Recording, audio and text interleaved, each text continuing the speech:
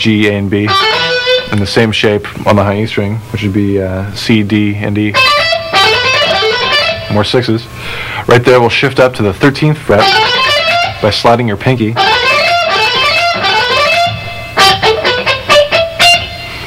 And right there, I'll descend in a 6 in the same key. Our shape's going to have to change slightly. We'll have a whole step and a half step instead of 2 whole steps. The notes would be F, E, and D on the high E string, and C, B, and A on the B string. Right there, I slide back down to my original position. So this one sounds like this.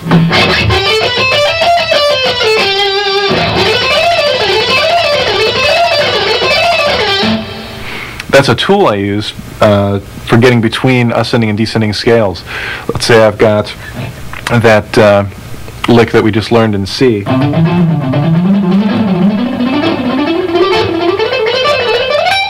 I'll shift up on the last 6 to the next position and descend in another lick. Let's take that same pattern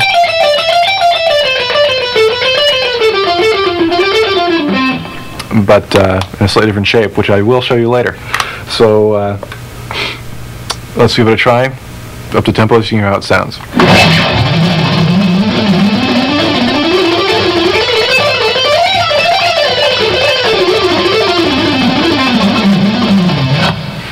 And it stays, the rhythm keeps pretty much the same. You don't have to worry about kind of floating around rhythmically. It's real good, you know, this kind of thing.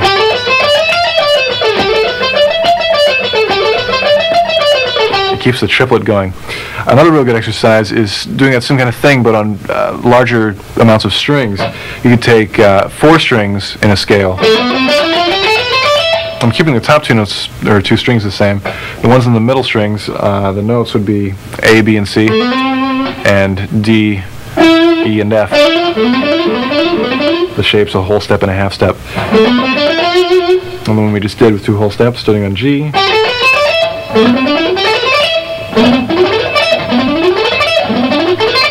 Right there, sliding up to the F note and descending using 4 strings.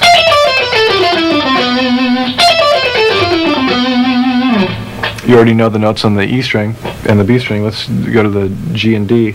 The notes would be G, F, E, and D, C, B. And then slide back down to your original position. So let's go through this a couple times. You can hear how it sounds, and we'll do it slow.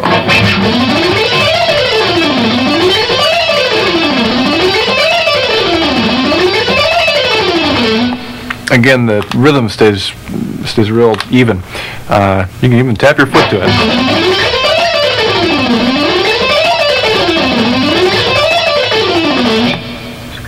The thing to watch out for when practicing this, as far as the ups and downs go,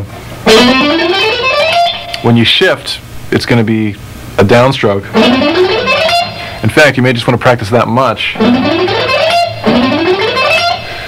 And then do the same kind of thing when you descend. Just take those 2 sections, which both end with downstrokes, and also start with upstrokes. And then, after you get those 2 comfortable, put them together.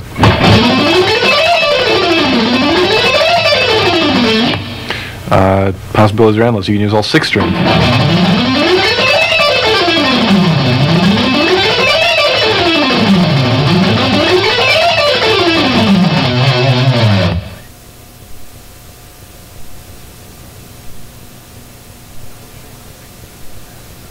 I'd like to show you some techniques that a little more modern. I refer to them as guitar tricks because they use some pretty unorthodox hand moves. Let's get started with the first one. So pick up your guitar. One of the important things about this, it's a 2-handed lick, so you have to figure out what to do with your pick. You know, I pretty much just whiz mine in the air. You don't need it at all.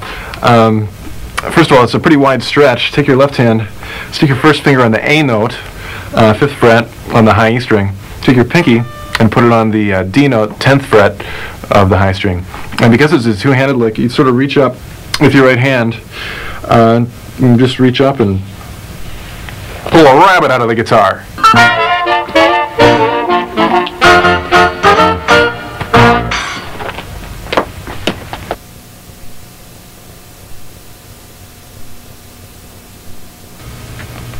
So now we have a lot of sequences to practice that have a 3-note per string idea. Let's put those into some 3-note per string scales so we can play them in actual music. I've started off with some major scales. Basically, I've got a C major starting on each step of the scale. The lowest one I can fit in the neck starts on F, sounds like this. Next one starts on G. Next one starts on A. On B.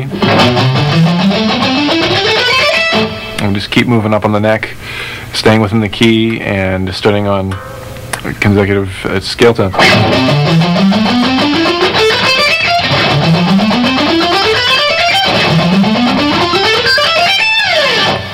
Let's go over those one more time, a little quicker so you can hear they sound up the tempo.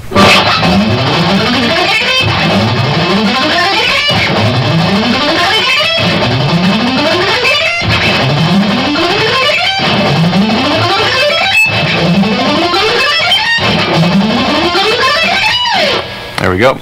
A few more examples of this. Let's try it. Let's try an exercise that I use a lot for my picking and also for visualizing scales. Starting the A note on the 5th fret of the low E string, and just go straight up in C major or A minor. The shape would be a whole step and a half step, A, B, C, D, E, F, and then do it in octaves. So you start on the A on the D string, and the A on the B string, keeping the same shape every time. On the picking, each section will start out with a downstroke. Down, down, down. Right there I shifted to the high A on the 17th fret and descend in 6s. So we've done this kind of idea before, but not in octaves. So now we'll go an octave lower to the A on the G string, and another octave lower to the A on the A string. Also those will start with downstrokes. Down, down, down, down. And hit the A there and start over with the ascending part. Up to tempo, that'll sound like this.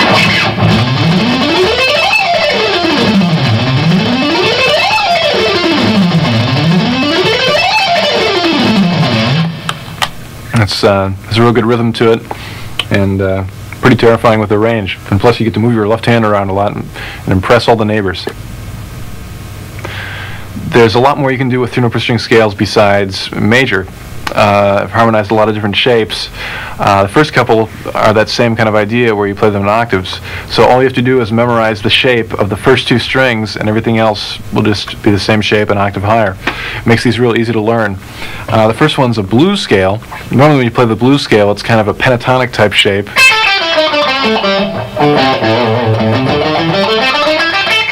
Which is cool to phrase with, but it's real hard to play up and down incredibly fast. And the 3-note per string one works great for this. So let's give it a try. The shape, fairly big stretch. We've got a minor third in your 1st and 3rd finger on the low E string, and then a whole step higher with your pinky.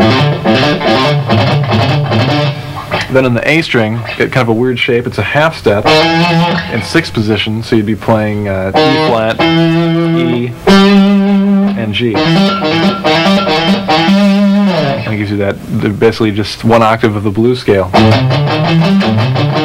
in the key of A. Then I take it up an octave, starting on an A note on the D string, do that exact same shape, which gives you the exact same notes. And same idea, starting on the A note on the B string, gives you those same notes.